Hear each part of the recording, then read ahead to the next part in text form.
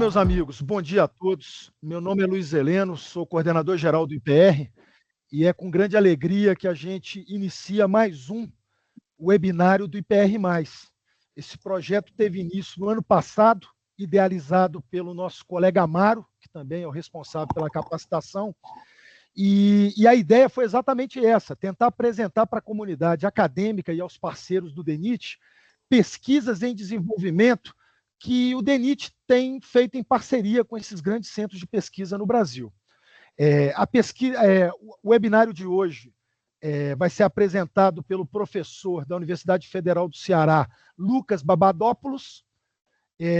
O título do webinário é Aplicações de Ciência de Dados e Inteligência Artificial à Infraestrutura.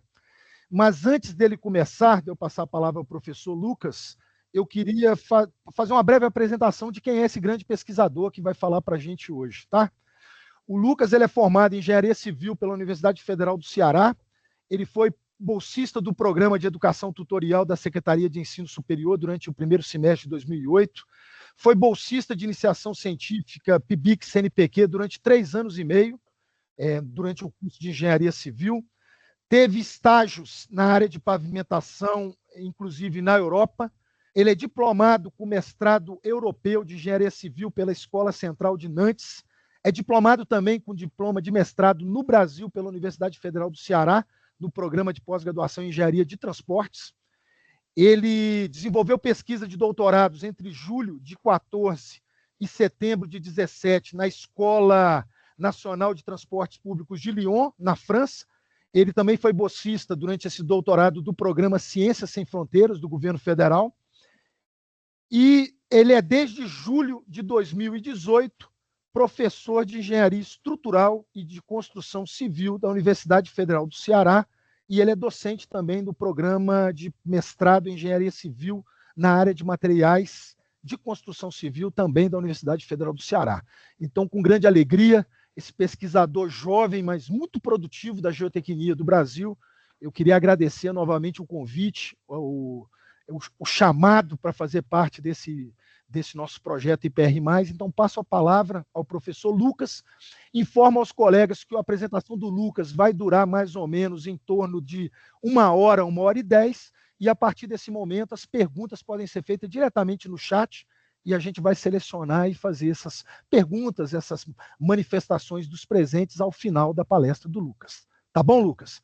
Tá contigo, novamente obrigado, uma honra.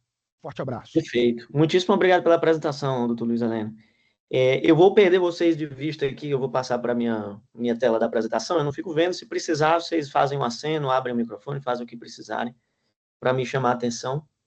Eu vou fazer de novo o registro, né? A gente fica muito feliz, para a gente é um marco essa aproximação com o DENIT nesse tema. Eu queria também fazer um registro de agradecimento, não somente ao DENIT pelo convite, é a alegria de estar fazendo essa fala aqui hoje, mas fazer um agradecimento a todo o grupo aqui da UFC e estender a nossa rede de parceiros. Eu vou tentar um pouco apresentá-la hoje. Eu marquei aí com o nome INCT Infra, tá? A rede é o nome que a gente tem usado nesse tipo de comunicação como a de hoje, e eu vou tentar explicar por que isso tem aparecido cada vez mais, né? Para quem não conhece os INCTs, eu guardei um slide aqui para fazer a explicação dessa rede de pesquisa que acaba potencializando ações como essa de inteligência artificial no nosso grupo, e que a gente espera que renda muitos frutos de parcerias produtivas, né, de projetos com órgãos, com empresas, num futuro breve. Então, o título da apresentação já foi colocado, aplicações de ciência de dados, inteligência artificial e infraestrutura, e eu vou ter a honra de fazê-la em nome aqui do nosso grupo, tá? Eu organizei essa apresentação com algumas reflexões iniciais e um pouco de conteúdo preliminar. A ideia não é que seja uma aula, tá? Inclusive, a gente já teve um momento meio de formação junto ao IPR, que eu também vou fazer questão de registrar, né? A gente teve um curso organizado em inteligência artificial para infraestrutura em 2022, e eu vou tentar partir dali para fazer a fala, claro, não de aula, mas uma fala mais no estilo palestra, né? Tentar explicar como é que esses temas de inteligência artificial caíram, né? Chegaram aqui para a gente, como chegou para todo mundo, né? Eu acredito que todos os grupos hoje estão se movimentando em alguma direção, tanto os grupos de pesquisa quanto industriais, se movimentando para melhorar a sua eficiência utilizando inteligência artificial. Vou trazer um pouco desse histórico, né? Enfim, vou afunilar minha fala para uma das ferramentas, tá certo? Vou mencionar várias outras, claro, mas eu vou afunilar minha fala para uma dessas ferramentas, que é o sistema Medir Horus, né? O sistema de medidor de irregularidades e defeitos em rodovias, acoplado aí a um visualizador web, o Horus.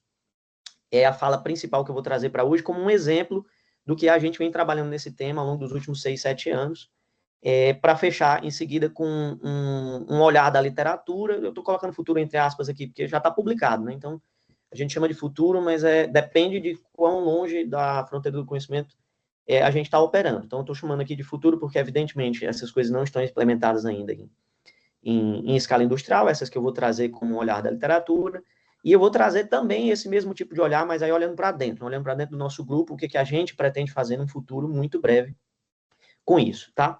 A primeira reflexão inicial que eu gostaria de trazer é essa que está na tela, tá? Aí vocês têm um gráfico de nota de corte em função dos anos recentes, tá? 2018 a 2023, para 2 cursos, um de Engenharia Civil e um de Ciência da Computação na UFC. E aí o que vocês notam é que desde 2020 a gente teve uma inversão e os alunos com melhores notas do Enem têm buscado cada vez mais cursos de tecnologia em vez de cursos de engenharia civil ou infraestrutura, né, no caso, que é o nosso tema de hoje.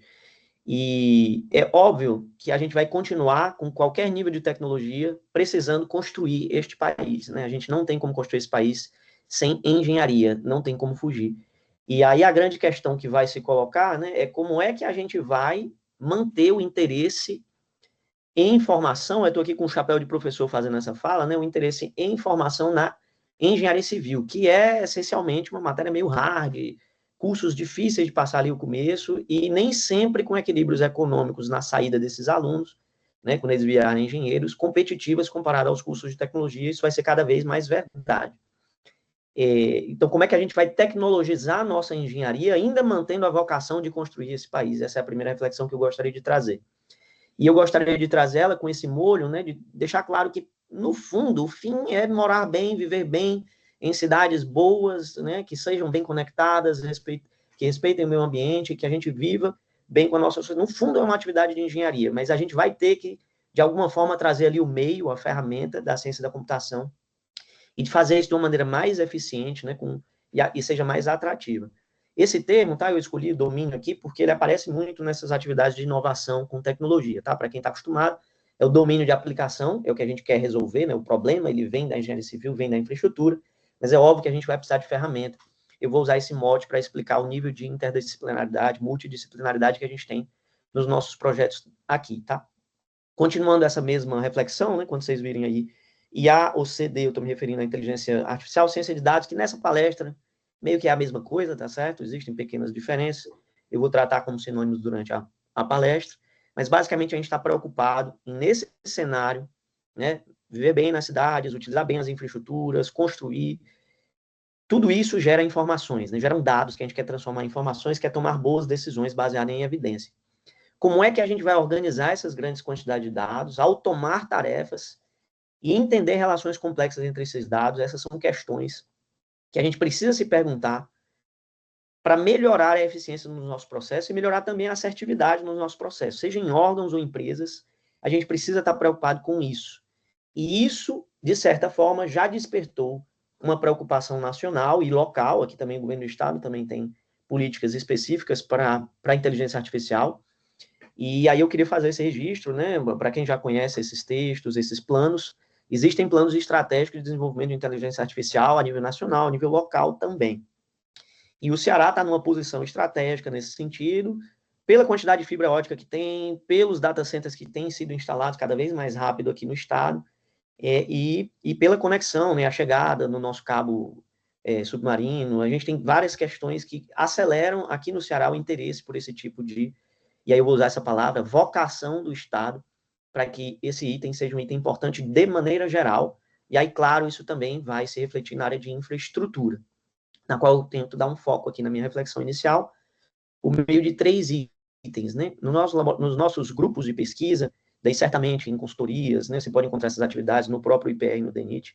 A gente tem basicamente atividades de campo, por exemplo, contar trincas, avaliar afundamento de trilha de roda, fazer os levantamentos visuais contínuos, que são um dos temas principais aqui dessa fala de hoje.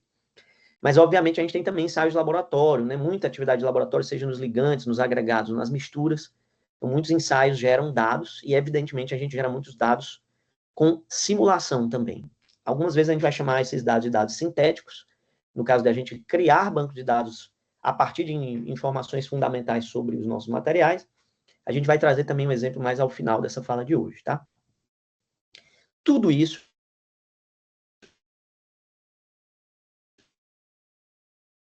já ser organizado. E para que a gente, de maneira inteligente, para gerar boa tomada de decisão, a gente vai precisar melhorar a nossa competência e entendimento desses dados. Eu não acho que hoje a gente está num nível de maturidade ainda para isso. No nosso grupo, a gente vem se organizando há 6, 7 anos para isso. E ainda hoje a gente tem sofrimentos na hora de organizar e compartilhar esses dados. Vários fluxos de dados não são claros, nem localmente, nem nacionalmente. E talvez essa seja a minha primeira provocação com essa palestra de hoje, né?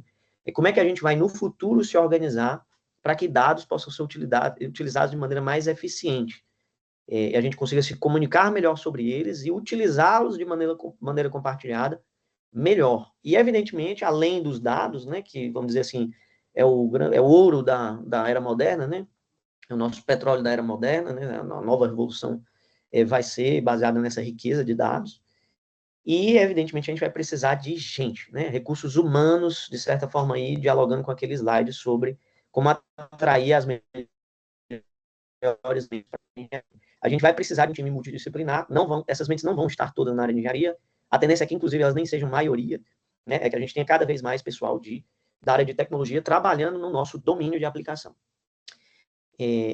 Essa reflexão vale tanto, e aí eu vou trazer aqui, talvez essa imagem, é uma imagem de uma palestra do professor Jorge, eu escolhi trazê-la aqui porque eu acho que ela dialoga muito com a minha experiência de formação, né? Toda essa formação aí que o Dr. Luiz Heleno descreveu no começo, vocês podem notar, foi na área de reologia, né?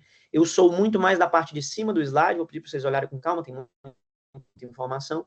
Eu sou muito mais originalmente formado na área de cima do slide do que na área de baixo do slide, né? O que eu quero dizer com isso?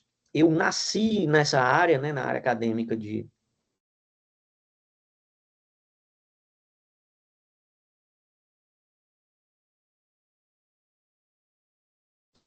Lucas travou um pouco. O material Lucas, se comportar da maneira que se comporta. Oi, Luiz Heleno, fique à vontade. É porque o áudio tá travando um pouquinho. Agora mesmo deu uma travadinha. Só retoma alguns segundos aí, por favor. Que o áudio deu uma travadinha nessa última parte. Esse próprio slide? Isso, nesse mesmo slide que você falou, que você está mais na parte de cima. Deu uma travada ali, por favor. Perfeito. Você me avisa sempre que tiver um problema. Obrigado. Eu estava comentando, Luiz Heleno, que, como você comentou aí na minha formação, né, eu sou muito mais dessa parte de cima. Minha formação ela é inteira em reologia e em mecânica do dano para materiais, originalmente de betuminosos, hoje em dia trabalho com diversos materiais, mas o que eu queria dizer é que eu trabalho, originalmente eu fui formado para entender leis de conservação, entender modelos constitutivos, para sair de pequenas escalas e explicar que tipo de comportamento a gente observa numa escala comum. Por exemplo, de fadiga nas misturas asfálticas, deformação permanente, plasticidade. Esse é o tipo de coisa que o clássico da engenharia está interessado, né? Sair do pequeno para o grande. Enquanto que hoje em dia, cada vez mais, a gente tem uma profusão de dados antes de ter um entendimento específico de regras que explicam aqueles dados. E a nossa tarefa nesse novo paradigma é não necessariamente só com o conhecimento físico, é claro que ele ajuda, mas tentar encontrar padrões nos dados que vão aproximar a realidade e emergir novas regras. E emergir dessas regras, algumas que a gente não vai nem entender com detalhe, né? A mais famosa delas é as redes neurais convolucionais, redes neurais em geral, elas nem sempre são diretamente interpretáveis, mas podem gerar entendimento de padrões sobre os dados, e isso no futuro, né? E aí, tem algumas palestras famosas nesse assunto, que vão tentar trazer algum conhecimento físico, primeiro a partir do comportamento dos dados em si, né? Para quem se interessar sobre esse assunto, tem esse QR Code de um artigo da revista de Transporte do professor Jorge, com reflexões nesse tema. Essas reflexões estão muito internalizadas no nosso grupo hoje. A primeira parte dessa palestra é justamente para tentar dar esse contexto. Esse curso aqui, eu trouxe só a tela inicial do curso, para mostrar que isso já aconteceu em 2022, né? Essa conversa com o DENIT já existe há um certo tempo, né? Isso fez parte do primeiro TED com o DENIT, né? A aplicação de inteligência artificial fez parte da formação oferecida pela UFC para os parceiros e para os servidores do DENIT, e envolveu 2 pesquisadores da área de engenharia civil e 2 pesquisadores da computação, né? Vocês vão ver esse nome, João Paulo Podeus, mais uma vez nessa apresentação ainda hoje. E aqui a ideia é ilustrar, né, para quem precisar de conhecimentos mais detalhados, eu sugiro buscar o curso. Eu até busquei no IPR, né, nos canais, tem muitos links muito interessantes de palestras e de cursos anteriores. Infelizmente, eu não achei esse. Talvez valha a gente retomar uma ação de formação, inclusive está prevista para a futura parceria com o DENIT aqui na UFC. A gente deve ter versões melhoradas desses cursos que começaram aí, né, uma conversa, se o curso ocorreu em 2022, essa conversa existe já desde antes, né? Eu queria fazer esse registro. Eu trouxe só poucos slides. Ô, Lucas, só um minutinho. Fizeram uma sugestão de você eventualmente desligar a tua imagem, que talvez melhore a qualidade do áudio. Desliga você. Ainda eu sei que vai ser difícil ficar sem... É porque tá travando um pouquinho. Pode ser difícil ficar sem te enxergar, mas vamos tentar. Vai lá, irmão. Deixa eu testar Obrigado. Aqui. Isso. Vamos ver se melhora. Você me avisa, tá? Pode tocar, irmão, por favor. Eu trouxe daquele curso só alguns poucos slides, basicamente para explicar o princípio básico. Eu não vou explicar o detalhe de como isso funciona, mas vou explicar o princípio básico. Para quem já mexeu com alguma coisa relacionada a texto, e provavelmente os engenheiros mais antigos vão ter ouvido falar dessas tabelas ASCII, né? Elas nasceram com menos bits, depois tiveram mais bits, mas basicamente elas criam uma série de números para identificar caracteres. Basicamente, qualquer informação pode ser representada por números. Mesmo que essa informação seja de imagem, como vocês estão vendo aqui, é uma imagem que a gente humano reconhece como um 8, tá certo? Nessa posição. No fundo, isso aqui é uma tabela com vários números. E a ideia de neurônios artificiais é receber sinais de entrada, no fundo vão ser números, organizados de uma determinada maneira, e vão gerar uma saída, que normalmente também é um número. Pode ser uma classificação, né? Isso é muito usado em problemas de classificação, problemas de regressão, né? As redes neurais, né? E usam conjuntos dessas representações aqui, que são neurônios artificiais, que basicamente vão receber sinais de entrada, vão processá-los com pesos sinápticos, com funções de ativações, com vieses, isso né, com os limiares, isso é ajustado por treinamento, né? Esses parâmetros são otimizados. A própria arquitetura dessas redes, hoje em dia, né, se pesquisa bastante sobre os hiperparâmetros, sobre arquiteturas de rede, como melhor buscar, a partir dos sinais de entrada, uma saída que atenda à nossa solução do problema. Por exemplo, quero saber qual é o valor previsto de resistência de um concreto a partir da sua composição. Esse é um caso real, então estou descrevendo coisas que a gente faz aqui no laboratório hoje em dia. Bom, então eu vou ter que pegar várias saídas de resistência de concreto, várias entradas de várias composições desses concretos, e encontrar qual é o conjunto de pesos, né, a arquitetura da minha rede neural, funções de ativações limiares, etc., que façam, a partir dos sinais de entrada, as minhas saídas serem respeitadas. E uma vez que eu tenha um modelo ajustado, treinado, a gente chama, para fazer isso, eu faço uma validação de laboratório. Essa é a ideia. Isso é a ideia, seja para um problema de regressão, como eu acabei de mencionar, seja para um problema de classificação. Eu posso, em vez de saber o valor exato de resistência, querer só classificar, por exemplo, na classe de resistência, né, para manter o mesmo exemplo. Para pegar o exemplo lá da imagem, usando aqui o número que a gente humano reconhece como 8, cada parte da imagem pode ativar um pedaço da sua rede neural. Aqui nesse exemplo, por exemplo, eu tenho a parte vermelhazinha ativada aqui por cima, a partezinha verde, roxa e azul nesses locais, de maneira que internamente a minha rede vai reconhecer, a partir dessa entrada e da rede ajustada, eu vou reconhecer, e aí como uma saída do meu computador agora, que aquilo realmente é um 8. E aí eu vou olhar e vou dizer, poxa vida, aquilo realmente é um 8, o humano valida aquele resultado. Caso eu tivesse, por exemplo, um 9, outro pedaço da minha rede, vocês estão vendo aqui a troca, seria ativado, eu reconhecer uma outra imagem, e isso o computador passa a conseguir fazer com as redes neurais convolucionais. Essa é a única parte mais teórica que eu vou trazer na fala de hoje. O resto é mais sobre o grupo e sobre uma aplicação específica, tá? Como é que isso chegou no nosso grupo originalmente? E aí, bom, o grupo aqui em Fortaleza, ele tem muitas conexões que vieram naturalmente, né, pelo professor Jorge, e acabaram em outros lugares no Brasil. Sejam orientados que estiveram aqui durante a graduação, fizeram, eventualmente, períodos fora em Nebraska, a maior parte desses que eu vou mencionar, teve uma parceria com o Nebraska em algum tempo no passado, foi antes mesmo de chegar. Então, foram alunos de graduação, fizeram intercâmbios, voltaram para mestrados, fizeram ou o doutorado, ou a parte experimental do doutorado, ou mesmo um pós-doc aqui. Eu só coloquei nomes de pessoas que tiveram, de alguma forma, essa história ligada ao grupo de pesquisa aqui, via o professor Jorge, né?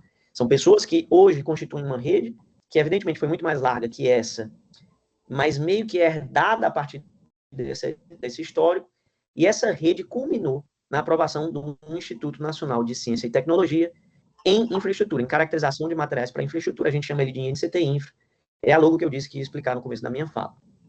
Existem 243, para quem não sabe o que é, INCTs no Brasil, cada um numa área temática diferente, certo? O nosso INCT é um INCT de infraestrutura, e ele tem laboratórios do Brasil, né, espalhados pelo Brasil, vocês estão vendo aqui nomes, por exemplo, a professora Camila, na USP, está aqui claramente mencionada, professores da UFPE, professores da Federal da Bahia. Então, é uma rede de laboratórios, é de certa forma um cluster, que tem um laboratório líder, e hoje esse laboratório é o Laboratório de Mecânicos e Pavimentos, o professor Jorge coordena, o INCT, o vice coordena, e a fala de hoje, ela é ligada em um dos 6 projetos colaborativos temáticos desse INCT. E claramente a gente identificou ciência de dados para infraestrutura como uma estratégia. Na época, isso foi estabelecido em parceria com a computação aqui da UFC, pelo professor João Paulo Por Deus, que saiu, como tem sido uma tendência, acredito que no Brasil todo, em particular no Ceará, esse assédio já existe muito forte. O professor João Paulo Por Deus hoje está em licença, ele é diretor de uma empresa, ele é diretor de tecnologia de uma grande empresa aqui no Ceará, é uma empresa internacional, e evidentemente, né, ele está mais afastado hoje das atividades aqui no nosso laboratório de hardware e software para infraestrutura, que foi o que a gente criou dentro do INCT, e aí chegou uma professora que é arquiteta, mas ela é formada no doutorado em ciência de dados, então hoje a gente coordena juntos o GRID, um grupo de inteligência de dados, e aí a ideia é que ele tem um subtítulo, né, para cada aplicação. Então, grupo de inteligência de dados para construção, para infraestrutura, para o que quer que a gente esteja aplicando. No fundo, para lembrar daquela história sobre o domínio e sobre as ferramentas, o GRID se pretende, no futuro, um laboratório para ferramentas de hardware e software que vão ser desenvolvidas pelo próprio grupo, vou mencionar várias delas, para servir ao domínio de aplicação. E aí, como é que isso chegou, né? Qual foi Essas atividades, antes da existência do GRID, já existiam aqui no LMP, coordenado pelo professor Jorge, tá? Então, eventualmente, o professor Jorge teve um orientando que tratou de deformação permanente de misturas, que é um exemplo que eu vou trazer hoje, e tratou disso com inteligência artificial. Eventualmente, a professora Sueli, ela tem um grande trabalho desenvolvido com isso, inclusive dentro do projeto do DENIT, para a criação de mapas temáticos, mapas, por exemplo, para projetos expeditos, né? Detectar modo de resiliência, deformação permanente de materiais granulares a partir das características mais fáceis de obter, né, dos solos da região, e criar mapas a partir disso com inteligência artificial. A gente tem várias ações dessas em cada grupo especializado no seu domínio de aplicação. A ideia do GRID é se especializar nas ferramentas, no meio, e acelerar esses desenvolvimentos. Isso é uma tendência em todo lugar, tá certo? Essa não é uma particularidade do nosso grupo. Eu trouxe 2 exemplos aqui. Eu trouxe um exemplo de aplicações de inteligência artificial para índices de condição também, né? Acredito, inclusive, que o DENIT tem parcerias nesse assunto hoje em dia com a Federal de Santa Catarina, e isso internacionalmente também existe, tá? A gente já tem aceleradas de tecnologia para a área de infraestrutura nesse mesmo tema que foram compradas por grandes empresas internacionais. Uns 6, 7 anos atrás, a gente estava justamente atrás de que temas a gente devia priorizar para começar esse tipo de trabalho. E qual é o grande gargalo de temas ligados ao laboratório, especificamente, né? E aí todo mundo já passou por eles. Um grande gargalo é que para gerar um ponto, né? Estudar uma mistura, às vezes a gente demora 1 semana, 2 semanas, 3 semanas testando material. Que, evidentemente, para a ciência de dados, esse é um grande problema, porque nossas ferramentas, por exemplo, as redes neurais, precisam de muitos dados para funcionarem bem. E, na melhor das hipóteses, a gente vai ter alguns poucos milhares de dados, mesmo se a gente juntar vários laboratórios, mesmo se fizer isso num cluster, com todas as condições de gerar esses dados, tá? E, evidentemente, essa é uma limitação. A gente trouxe, mais ou menos esses 6, 7 anos atrás, um professor da computação para a palestra de encerramento do nosso laboratório, do ano do laboratório, né? Todo ano tem uma palestra de encerramento, sempre num tema vamos dizer assim, que tangencia o laboratório, mas que seja o mais disruptivo possível. E naquela época, o que foi trazido foi um tema de inteligência artificial para a segurança pública, e no final a gente ficou conversando com esse professor, o professor José Macedo, Antônio Macedo, perdão, e foi legal, né, numa conversa de corredor, foi quando surgiu essa ideia de passar para as imagens, né? Primeiro a gente contou sobre o laboratório, sobre essa limitação da capacidade de gerar dados rápido, e aí mencionando, poxa, acho que a gente consegue, assim, se a gente fizer um grande esforço, a gente consegue juntar informações, por exemplo, de deformação permanente de umas, assim, muitas misturas, talvez umas 150, a gente falou na época, né? Aí o professor da computação, né, não acostumado com a realidade da engenharia, disse assim, não, pô, 150 mil já dá para fazer um bom estrago, né? Ele falou, 150 mil, ou seja, a gente tem uma diferença de escala de milhares, né, uma grande ordem de grandeza, para separar o que a gente precisa para fazer ciência de dados e o que a gente tem. E daí a gente entrou na abundância de dados que as câmeras já geravam aqui no Ceará, né? Na época a gente tinha cerca de 8 mil quilômetros de malha viária estadual que era levantada anualmente, com fotos de metro a metro, né, as principais que a gente usava, fotos de boa qualidade, em veículo especializado, e isso é feito anualmente, né? Hoje a gente tem uma malha um pouco maior, então são dezenas de milhões de fotos todo ano. E aí é para onde a gente começou a andar. Isso para situar vocês nos dois principais temas que vão ser mencionados hoje, né? O primeiro deles que eu trouxe foi a da formação permanente de misturas asfálticas. Qual é a ideia? A ideia é ter uma grande quantidade de misturas. A gente chama, né, o pessoal na computação chama essas aqui de instâncias, né? A gente tem aqui para cada mistura, isso aqui corresponde a uma instância para o pessoal da computação, com vários atributos, né? As entradas para a minha inteligência artificial vão ter que ser esses atributos, com um determinado valor. Posso ter, por exemplo, o tipo de ligante que foi usado, a penetração daquele ligante, viscosidade, posso ter, eventualmente, o tamanho máximo nominal dos agregados, informações sobre os agregados, volume de vazios da mistura, são atributos, né? Informações que possam ser úteis para responder ao meu problema, que no caso aqui é chutar o flow number. E esse é um problema clássico de regressão, né? Que pode ser, a gente pode tentar resolver esse problema tentando entender a ciência dele, né? Tentando entender os mecanismos que provocam um determinado flow number, mas é muito difícil fazer aparecer esses atributos de maneira explícita. Outra maneira é tentar fazer regressões estatísticas, mas que infelizmente vão ficar limitadas no nível de acerto, né? A gente tem, de certa forma, esses aprendizados de máquinas são uma espécie de estatística, é uma fancy statistics, né? É uma maneira um pouco mais evoluída, mais poderosa de tentar fazer essas previsões, porém ela vai necessitar de muitos dados. Essa vai ser a limitação nessas aplicações de laboratório. Aqui são exemplos, e aí eu enchi logo o slide, vocês podem olhar com calma depois, a ideia aqui não é detalhar cada um deles, mas é mostrar para vocês que a gente entrou nessa lógica de desenvolvimento de ferramenta de hardware e software a fundo para cada um dos nossos problemas que a gente tem no laboratório. Então, seja esses problemas de retroanálise de módulos de um sistema de camadas usando várias bacias de deflexão, temos uma ferramenta para estudá-los, certo? Detecção de defeitos, que é o foco de hoje, sistema Medir-Horus, temos como avaliar esses defeitos com visão computacional e sistemas web. Gerenciar dados da construção fornecidos em relatórios para o órgão responsável. A gente também faz isso com dashboards, né? A gente usa, inclusive, OCRs, né? Que são tecnologias para reconhecimento de objetos, para ler texto e extrair informações desses textos de uma maneira mais rápida, para, por exemplo, avaliar conforme uma própria empresa de construção está gerando dado, né? Uma fiscalizada ou uma fiscalizadora, gerando dados sobre uma construção, a gente poderia utilizar esses dados durante a construção para tomar algumas decisões. A gente já notou que boa parte dos problemas a posteriori da construção poderiam ter sido resolvidos se a gente conseguisse lê-los rápido antes. Qual é o problema? O problema é que uma obra dessa gera milhares de linhas a serem lidas, é praticamente impossível obter a informação necessária para uma boa tomada de decisão na velocidade necessária para que a decisão seja tomada. A gente fala muito em perecibilidade dos dados nessa área, né? Não adianta de nada eu saber depois da obra pronta que teve um problema na subbase, mais ou menos essa é a ideia. A gente faz isso numa lógica de avaliação dos nossos métodos de maturidade, né? As métricas de maturidade dessas tecnologias, a gente sempre tenta levá-los mais alto que a gente pode, é óbvio.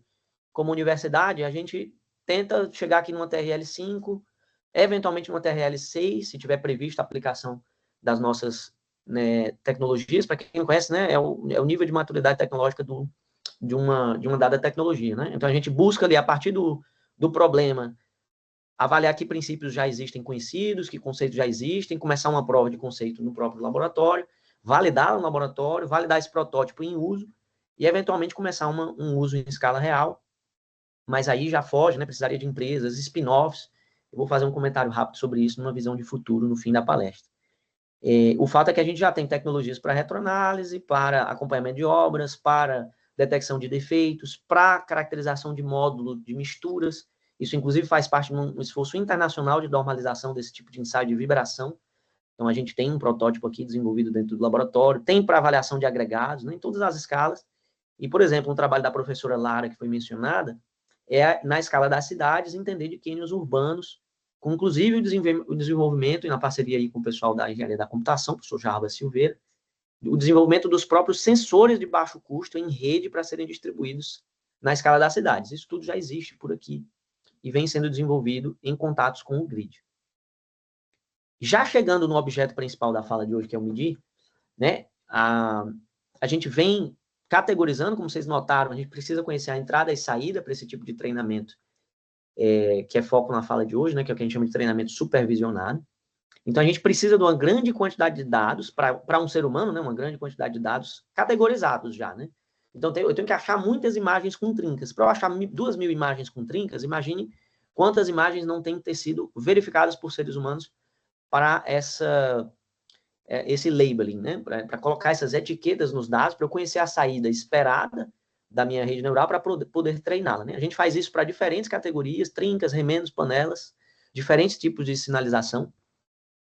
E aí, a gente vai, em futuros levantamentos, que basicamente é um vídeo, tá? A gente tem hoje um aplicativo de celular que faz esses levantamentos. A gente leva para uma inteligência artificial que detecta todos os defeitos e os coloca em plataformas web para visualização desses defeitos em mapas de calor, com listas de diversas rodovias que já foram levantadas, né? Originalmente levantadas por nós mesmos durante o desenvolvimento das tecnologias. Hoje em dia, o nosso principal cliente, né, em desenvolvimento para esse tipo de aplicação é o Tribunal de Contas aqui do estado do Ceará, que foi o parceiro que principalmente financiou o MIDI e o Horus. Eu vou falar um pouco mais sobre isso um pouco mais à frente, né, por meio de um projeto cientista-chefe, mas basicamente é isso, né? O sistema Medir Horus, ele vai desde o levantamento do defeito até a visualização desse defeito, e hoje em dia isso funciona para o cliente, né, que é o Tribunal de Contas, com duas participações importantes dele. Uma no levantamento, então hoje não somos mais o UFC quem gera o levantamento, né? Eu vou mostrar para vocês, o tribunal treinou os motoristas para viajarem com os smartphones do tribunal funcionando, né? E aí a graça de ser um smartphone é que justamente qualquer pessoa pode fazer o levantamento. E se cogitou, inclusive, no futuro ser aberto, né, para que cidadãos pudessem gerar reclamações consubstanciadas, mas o problema é questão de volume de dados, né? O tribunal não tem hoje uma infraestrutura para receber tanto dado, nem segurança vai precisar, né? Tecnologias de segurança para evitar problemas nesse grande fluxo de dados. Mas hoje tem uma participação na geração do dado por meio dos motoristas e na tomada de decisão, né, o que fazer com esse dado quando eles já têm o dado tratado, né? Isso aqui é uma imagem do treinamento que a gente fez com os motoristas, né? Os motoristas hoje em dia viajam, né? Aqui está, inclusive, uma foto do Antônio, que é o engenheiro do tribunal, e aí eu incluo eles no desenvolvimento disso, né? Eles fazem muito parte, né? Eles são o que a gente chama de product owner durante esse desenvolvimento. Eles dizem o que eles gostariam de ver no aplicativo funcionando, né? No aplicativo web e no aplicativo de levantamento. Então, hoje em dia, a gente tem os botões para fazer a medição da rodovia e as avaliações são feitas.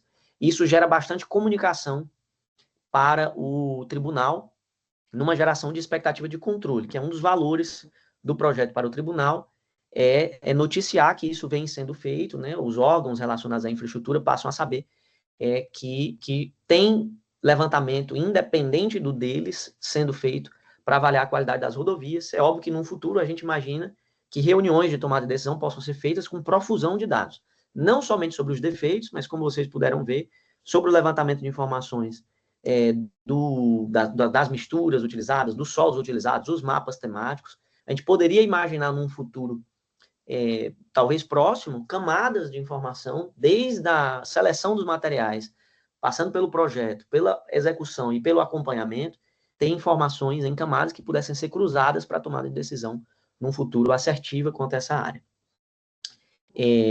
Como é que esse e eu quis trazer também para a palestra de hoje, né, como é que isso foi desenvolvido, né? Precisou de muito esforço para que isso acontecesse, né?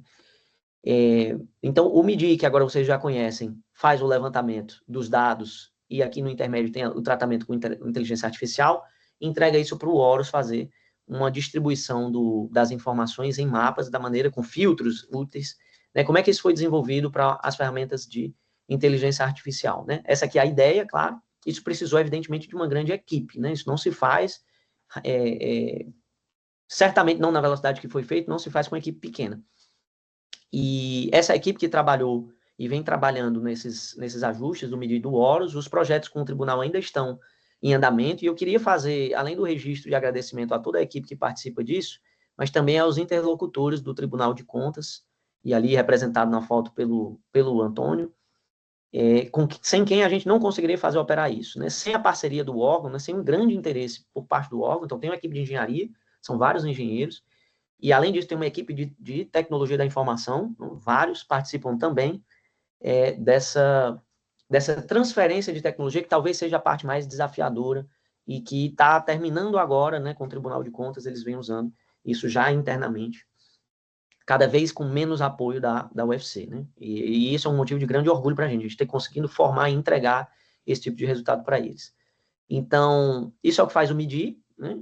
A gente tem diversos filtros, esses filtros geram como se fossem aquelas camadas da rede neural artificial que vocês viram, para a detecção dos defeitos que são dispostos no Horus em mapas, né, com diferentes tipos de filtros. A gente vem acompanhando diversas rodovias no estado do Ceará para isso. A expectativa é que a gente consiga cobrir a malha, né? Só no projeto, somente pela equipe da UFC, a gente cobriu mais de 500 quilômetros. E, evidentemente, o nosso objetivo era o desenvolvimento da ferramenta, não era propriamente escalar o uso. A nossa expectativa é que o próprio tribunal, ou quem mais quiser utilizar esse tipo de ferramenta, possa escalar o uso e fazer levantamentos censitários, né? Se num projeto com a universidade, com uma equipe do tamanho que vocês viram, a gente consegue levantar 500 quilômetros de rodovia, é uma questão de planejamento, levantar os 10 mil quilômetros, por exemplo, do estado do Ceará, e evidentemente a gente pode imaginar uma distribuição maior para o Brasil. A gente faz essas contagens de defeitos e, evidentemente, elas podem ser usadas, por exemplo, para gerar dados como índice de condição da manutenção, né? Como o DENIT, por exemplo, recomenda. A gente, inclusive, usa, apesar de estar aqui no estado do Ceará, as instruções sobre o ICM. Então, a ideia é que isso seja uma ferramenta de baixo custo, que provavelmente não vai substituir os levantamentos com alta qualidade de imagens, que vão fazer, por exemplo, os inventários das rodovias, a ideia não é propriamente essa, mas é gerar uma ferramenta que possa ser continuamente reutilizada para, por exemplo, avaliar um efeito antes e após chuva, ou avaliar o efeito, por exemplo, da abertura do tráfego, um tráfego excepcional, uma mudança de trajeto, né? Como é uma ferramenta de baixo custo, a gente pode executá-la em várias repetições, sem onerar o sistema bastante.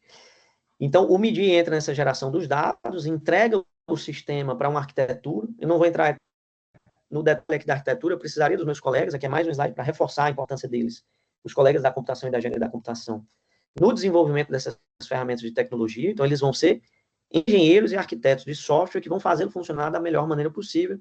Sem eles, a gente certamente não teria a mesma eficiência no MIDI e no Horus. Que tenham aqui um pedaço do sistema que aparece para o usuário, né, que a gente chama o front-end, que é onde o usuário vai enxergar de fato e fazer as perguntas, né? A gente pode, por exemplo, imaginar num futuro perguntas em texto, né? Existem chatbots com perguntas em texto cada vez mais, né? Cada vez mais a gente está acostumado a exigir esse tipo de coisa. Não é o caso ainda na nossa ferramenta web, que hoje funciona com filtros, tá? Então a gente vai aqui no usuário, ele vai ter um sistema de filtros que ele pode acessar para ver, por exemplo, o histórico de uma rodovia, ou para ver uma rodovia específica, um trecho específico, ou um tipo de defeito específico, e assim por diante, tem vários tipos de filtros. E o sistema do software vai acionar aqui no back-end diversas operações para apresentar esses dados da maneira que o usuário espera. Então, aqui está um exemplo de tela, isso é o que aparece para o usuário, tá certo? Em que a gente pode utilizar esse sistema de filtros, escolhendo, hoje ainda em ambiente de desenvolvimento, né? Então, vocês estão vendo aqui, para desenvolvimento, evidentemente, existem custos para uso em ambiente industrial dessas ferramentas, então aqui está um exemplo ainda do desenvolvimento, mas para enxergar, por exemplo, um tipo de defeito ou uma determinada rodovia, e os mapas de calor ou os defeitos individuais que foram detectados nessa rodovia. E aí cada defeito aqui está identificado com uma cor diferente, você pode clicar num dado defeito e observar qual foi a imagem utilizada para a detecção daquele defeito original e, evidentemente, o defeito que foi detectado, que no caso aqui o exemplo é um buraco, certo? Uma panela, um pothole, do jeito que aparece escrito dentro do sistema. Esses dados são organizados num dashboard que a gente pode acionar para a tomada mais rápida de decisão. A gente tem a lista das rodovias, muitas delas podem ser e já foram levantadas mais de uma vez. A gente pode acompanhar, por exemplo, o histórico. Essa é uma das graças de ter uma ferramenta de baixo custo para o levantamento. A gente tem alguns artigos que já foram colocados na literatura para esse desenvolvimento. Não é um tema tão fácil de publicações, né? Acaba sendo um desenvolvimento para inovação quase mais propício à geração de propriedade intelectual no INPI ou atividade industrial direta, mas a gente faz questão, né, que o grupo tem o DNA do registro acadêmico e verificável da aferição da qualidade dessas ferramentas, né? Então, aqui tem um QR Code para um artigo recente da Mayra Pav, que é um evento importante na nossa área, e tem aqui também um exemplo de revista em que a gente publicou dados da qualidade dessas detecções com o smartphone, que está na Journal of Testing and Evaluation. Esse já tem 2 anos, esse aqui tem menos de 1 ano, tá certo? Vocês podem verificar. E verificar os artigos de congresso, esses são bastante mais comuns. O que a gente vem fazendo hoje em dia, tá? Tem 2 ações, eu diria, quanto à detecção de dados, que está em curso e tem muito esforço sendo feito. Primeiro, existem muitas detecções incorretas ainda, né? Então, aqui está um exemplo de uma imagem que eu tenho 4 detecções, 3 delas que um ser humano consegue ver facilmente, que é uma detecção incorreta, uma é correta, e uma delas, e realmente é aquela detectada com a menor probabilidade de ser aquele defeito, mas que está detectado como um buraco incorretamente, né? Dá para ver aqui que é um remendo, um ser humano consegue fazer essa avaliação. É claro, né? Aqui na próxima imagem que vai ficar mais próxima, ele já não vai errar.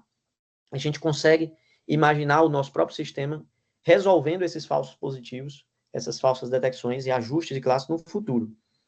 E isso vem sendo feito em parceria com o tribunal. Então, hoje em dia, a gente tem um filtro em que o tribunal pode alterar uma detecção automática caso perceba que houve um problema. Então, isso é feito continuamente, claro, tanto do ponto de vista da IA, para acertar mais a cada vez no futuro, quanto do ponto de vista da apresentação desses dados, que é a gente fazer a alteração manualmente no momento de por exemplo, uma auditoria, né? Uma outra atividade que está sendo está consumindo bastante a equipe hoje em dia é o uso de outros tipos de imagens. Como eu disse para vocês, aqui no Ceará, a gente gerava milhões de imagens anuais, mas a gente não tinha acesso a elas para os nossos projetos 6, 7 anos atrás, e passou a ter este ano. Então, o que a gente fez de todo o desenvolvimento para imagens na qualidade do que a gente tem para os smartphones, hoje em dia a gente está também fazendo para imagens tiradas com aqueles veículos, né, e que são justamente aquelas em que são tiradas anualmente, né, um levantamento censitário sobre as nossas rodovias. Então, hoje a gente está ajustando as nossas ferramentas para um outro tipo de imagem. Evidentemente, trocou o tipo de imagem, trocou o tipo de dado, né? Se vocês tiverem entendido como funciona o neurônio, vocês devem perceber que a gente precisa de um novo treinamento. Então, a gente vem fazendo isso, categorizando imagens e expandindo essas detecções para cada vez mais tipos, por exemplo, para a sinalização, né? É muito importante, aqui no Ceará em particular, né, tem muita verificação das sinalizações colocadas. Então, está sendo cada vez mais importante a gente detectar onde estão as placas, né, georreferenciá-las, assim como os defeitos já são georreferenciados, e o tipo de placa que está sendo detectada. Então, essa aqui é uma imagem recente, da versão mais recente, que ainda não está disponibilizada para uso em massa, da nossa ferramenta, detectando vários tipos de defeitos, né? Então, vocês estão vendo aqui uma boa detecção do início de um buraco, ainda pequeno, quase difícil de detectar por um ser humano, remendos adequadamente detectados, placas, inclusive distantes, já adequadamente detectadas, isso tem evoluído muito bem. A gente tem sentido o problema das placas como menos complicado do que o dos defeitos, particularmente o das trincas, mas ainda tem, como vocês podem ver aqui, bastante margem para melhoras, né? Por exemplo, se eu detectei uma placa, será que não tem uma sombra dessa placa que eventualmente possa ser detectada como um remendo? Né? Tudo isso vai necessitar de melhoria sistemática, são várias iterações melhorando o nosso sistema. E a gente também tem trabalhado em obter, além das imagens, a acelerometria com os smartphones e tentar converter os dados de acelerometria por integrações ou diversas outras maneiras, ou a própria inteligência artificial diretamente, mas tentar entender como é o perfil de irregularidade da nossa rodovia. Esse é um trabalho em curso. O primeiro artigo está saindo ainda este ano no SILA, e vai ser apresentado esse ano. E a gente vem também, né, e vocês vão poder acompanhar, ainda não tem todos os resultados preparados, vou trazer só uma prévia aqui, para esta aplicação com detecção de IgG expedito, que a gente está chamando, né? Alguém abriu o áudio, precisa fazer uma pergunta, um comentário? Posso Ô, continuar, né? Lucas, nós Oi, vamos tocar as perguntas no final. A gente vai fechar o áudio. Pode tocar, irmão. Beleza, Luiz, obrigado. Então, a gente vem trabalhando com a conversão dessas informações, desses dados em informações mais estruturadas, né? Partindo dos dados das imagens e da acelerometria dos smartphones, para tentar gerar informação do mesmo tipo que as pessoas estão acostumadas a usar para tomar decisão de manutenção, por exemplo, mas de uma maneira mais rápida e expedita, tá? A gente vem tratando de esforço sobre isso. Não vou entrar no detalhe específico do que é no artigo, mas recomendo vocês participarem do evento e assistirem o que a gente vai apresentar, mas basicamente a gente tem para as mesmas vias o IgG clássico e o que a gente está chamando de IgG expedito, e vocês podem perceber aqui para esses exemplos aqui, são 4 rodovias, né, dessas irregularidades, vamos dizer assim, estimadas com os 2 métodos, tanto com o método tradicional, como quanto o método expedito, e vocês estão percebendo padrões bastante parecidos, né? As rodovias realmente com problemas maiores aparecem com problemas maiores nos 2 métodos. É óbvio que se um dia a gente chegar num método muito mais fácil de obter que o outro, e que produza um tipo de dado semelhante a um custo muito mais baixo, mesmo que ele não seja perfeito, e evidentemente não é, mas é óbvio que a gente vai poder começar a utilizar, como faz para os smartphones, utilizar dados mais baratos e que possam ser gerados mais frequentemente, e que eles vão poder apoiar esse tipo de tomada de decisão. É isso que a gente vem fazendo, a gente está colocando aqui como um próximo passo, mas isso já está em curso ainda para este ano.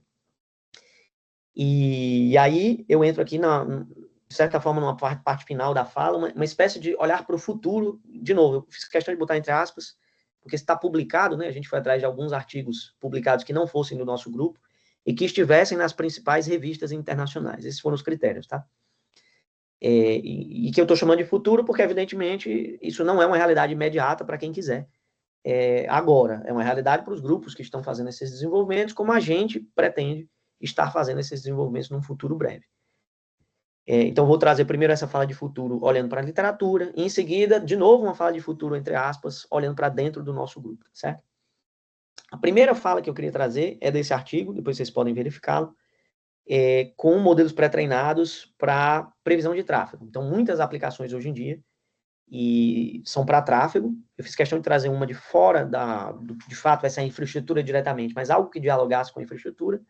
A grande graça é que existe uma profusão de dados de boa qualidade, muito grande na área de tráfego, então é claro que tem muitos dados, tem muitos métodos desenvolvidos especificamente para esse domínio de aplicação que tangencia o nosso da infraestrutura. Então é óbvio que a gente precisa estar atento a essas áreas vizinhas. Então aqui é um exemplo em que se demonstra com esses dados existentes para uma determinada seção de cidade, na verdade, é feito numa escala de cidade, como dá para fazer previsão de congestionamentos e controles adaptativos de semáforos, e que tanto facilitam o uso daquela infraestrutura, como melhoram a interpretabilidade desses sistemas. Aqui é um exemplo rápido, a ideia não é detalhar, não é na área de infraestrutura, mas é mostrar que essas áreas vizinhas estão eles estão na fronteira do conhecimento e publicando nas melhores revistas nesse assunto, e se a gente quiser estar na fronteira do conhecimento também, a gente não pode olhar somente para a nossa área. Aqui, já olhando um pouquinho mais para a nossa área, a gente tem uma aplicação, e é muito próximo do que são os problemas que a gente trabalha aqui no laboratório, mas uma aplicação para IRI, né, e para comportamento de pavimentos, de diferentes tipos de comportamento, né, mas, por exemplo, o risco de aparecer um buraco, ou o risco de aparecer uma trinca, a partir de diferentes camadas, né, vocês estão vendo aqui camadas de uma rede neural, que se alimentam de informações que a gente pode obter facilmente, como a idade do pavimento, a composição do material, temperatura naquele local, volume de tráfego, informações prévias. Como é que a gente chega nessas informações de previsão de risco de trincamento antes mesmo que isso possa começar a acontecer? A gente pode imaginar esse tipo de desenvolvimento, e aí a curiosidade que eu gostaria de trazer sobre esse trabalho em específico que está no RMPD, que é uma das principais revistas especializadas na nossa área. A curiosidade é que a autoria é toda de um grupo de consultoria. E aí eu queria fazer aqui, saindo do particular para o geral, como foi, né, o inverso do que foi feito no começo da palestra, mas essa é uma tendência em tecnologia, né? Cada vez mais a gente vê desenvolvimentos científicos que não nascem na universidade, nascem cada vez mais em empresas, mas não é qualquer tipo de empresa, né? Essa empresa que desenvolveu essa publicação científica nasceu de doutorados em uma grande instituição americana nessa área. E a mesma coisa provavelmente vai começar a acontecer também aqui no Brasil. A gente vai começar a ter desenvolvimentos científicos importantes que não necessariamente nasçam sozinhas dentro da universidade, mas nascem em empresas de tecnologia intensamente ligadas às universidades, o que a gente chama das spin-offs. E essa é uma tendência que a gente acredita, a gente divulga dentro do nosso grupo e a gente encoraja. De certa forma, o grupo tem essa profecia autorrealizável, né? A gente acredita que esse é um futuro de equilíbrio, até para permitir financiamentos inteligentes de pesquisa de qualidade no futuro, que evidentemente não vai ter como a universidade fazer ao mesmo tempo aplicações muito detalhadas, né? Para lembrar daquela torre de maturidade tecnológica, a gente não consegue ir tão alto nessa torre, talvez precise que spin-offs passem a existir para ir mais alto na torre e remunerem o sistema a partir disso e consigam ter cada vez mais desenvolvimento mais baixo na torre, dentro da universidade, para que os desenvolvimentos mais altos na torre possam ser feitos por essas spin-offs. Então, eu trouxe esses exemplos perfeitamente dentro do tema e para trazer essa fala das empresas, porque essa tendência, né, vocês perceberam já, né, as big techs já dominam o desenvolvimento científico em inteligência artificial, por exemplo, numa escala macro. Talvez aconteça a mesma coisa na escala micro aqui para a nossa vida na infraestrutura. Tem mais um exemplo ainda, em acompanhamento de ferrovias, utilizando inteligência artificial. Eu sei que existe um projeto com a Vale e com a USP nesse assunto, então eles têm muito mais propriedade para falar sobre isso. A curiosidade que eu queria trazer desse tipo de aplicação, né, e gêmeos digitais, todo mundo já ouviu esses termos, né? A ideia aqui é trazer os termos e reforçar a importância desses desenvolvimentos para a área de infraestrutura. Mas notem que em jornais da Nature já começa a existir esse tipo de aplicação. Então, mesmo para a universidade, existe um valor acadêmico nessa mina de dados, nessa mina de ouro de dados, que é a área de infraestrutura, que pode ser explorada de maneira inteligente. Né? Aqui eu trouxe um exemplo em ferrovias e agora um exemplo em estruturas, em obras de arte especial, modelagem 3D e até em elementos finitos. Né?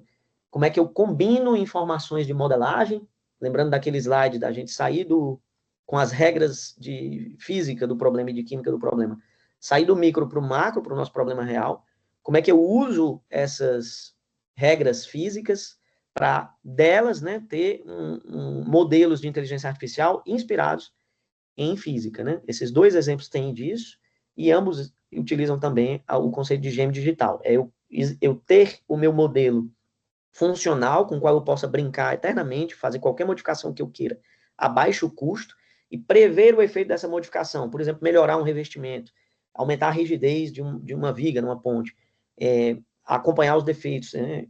Tudo isso ter um sistema de camadas, fazer pequenas modificações no meu gêmeo digital para prever o que vai acontecer na minha estrutura real e melhorar a gestão dessa estrutura real.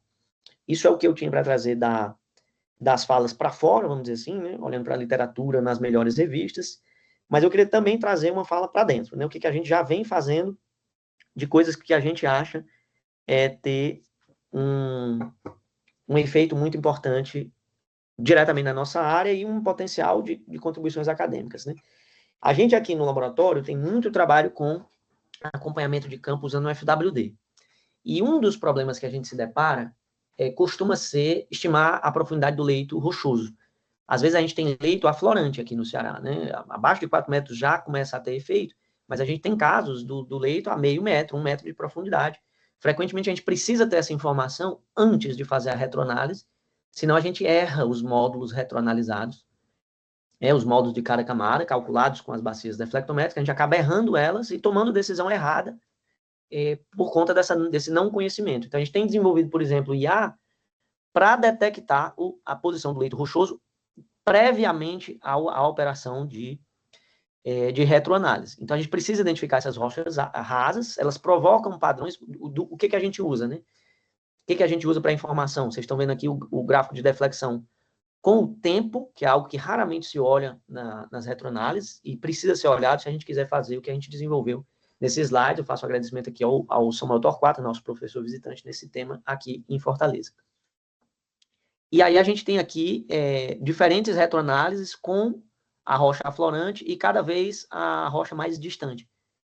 Aliás, mais rasa, né? Aqui é sem a rocha aflorante, e aqui nessa posição, a primeira delas, com a rocha rasa.